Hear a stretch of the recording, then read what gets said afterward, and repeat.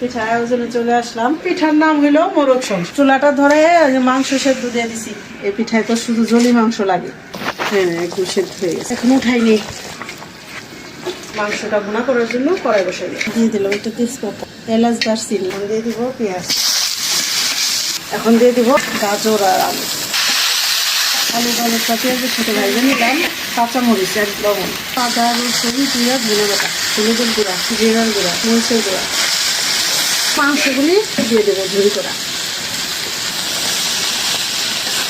যেমন একটু পানি দিয়ে কষানো নেব। হয়ে গেছে, এখন নামে নেই। দেখেন বন্ধুরা, কত সুন্দর পিঠা হয়েছে।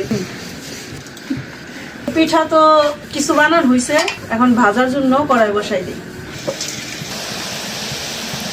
প্রথম চলা দিছ হয়ে গেল পিঠা ভাজা। একেবারে সেই স্বাদ।